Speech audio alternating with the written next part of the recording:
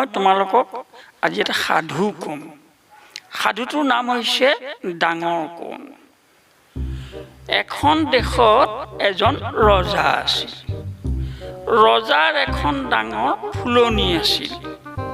সেই ফুলনিলৈ সদায় এটা ভমৰা, এটা পখিলা আৰু এটা মৌমাখি অহা যোৱা কৰে। তিনিওৰে মাজত এটা ভাল বন্ধুত্বৰ ভাৱ গঢ়ি উঠিল। তিনিও সদায় ফুলনিতে ঘূৰি ফুৰি সুখ দুখৰ কথা পাতি দিনবোৰ ভালদৰে পাৰ কৰিছিল। কিন্তু বন্ধুত্বটো কেতিয়াবা ঘূণে ধৰে। এই ৰংচঙীয়া পোচাকযোৰেৰে মোক দেখি কেনে লাগিছে বাৰু ভোমোৰা? বৰ বেয়া লগা নাই, কিন্তু কি? পখিলা, তই যে ক্ষীণমিন চেহেৰাৰ সেইটোহে কৈছো। মোৰ দৰে শকতাপ চেহেৰাৰ হোৱা হলে ভাল লাগিলহেঁতেন। তই যিমানেই নকওঁ, মই কিন্তু পেটুৱা ল'ৰা পচন্দ নকৰোঁ। শুকান জেৰুৱাৰ খৰি যেন তোৰ চেহেৰাটো সজালে পৰালেও কোনেও ধুনীয়া বুলি নকয় দে। নিজৰ ৰূপ লৈ সদায় অহংকাৰ কৰে। ভোমৰাই নিজৰ শকতাপত চেহেৰাটো লৈ নিজকে স্বাস্থ্যৱান বুলি গৌৰৱ কৰে।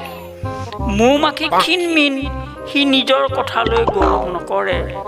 ফুলে ফুলে পৰি গীত গাই মৌ সংগ্ৰহ কৰি আনন্দৰে জীৱন কটায়। এদিন তিনিওৰে মাজত কোন ডাঙৰ এই লৈ কাজিয়া লাগিল। সেয়ে তিনিও গৈ ৰজাৰ ওচৰ পালেগৈ।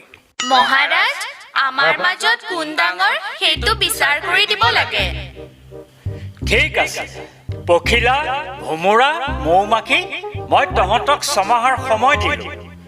তহঁতে এই ছমাহৰ ভিতৰত মোলৈ প্ৰত্যেকেই এটা উপহাৰ দিবহি লাগিব।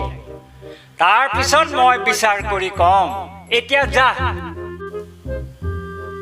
ছমাহৰ মূৰত পখিলাই ৰংচঙীয়া ফুলৰ মালা, ভোমৰাই এথোপা সুগন্ধি ফুলৰ থোপা আৰু মৌমাখিয়ে মৌচাকৰ পৰা অকণমান মৌ আনি ৰজাক দিলেহি। ৰজাই তেতিয়া ক'লে যে মৌমাখিয়ে নিজৰ পৰিশ্ৰমৰ দ্বাৰা যি সুস্বাদু আৰু শক্তিকাৰক মৌ তৈয়াৰ কৰি ৰজাক দিছে, তাতকৈ শ্ৰেষ্ঠ উপহাৰ একো হ'ব নোৱাৰে। সেয়ে দেখাত অকণমান হ'লেও মৌমাখিয়ে তিনিওৰে ভিতৰত ডাঙৰ অৰ্থাৎ শ্ৰেষ্ঠ।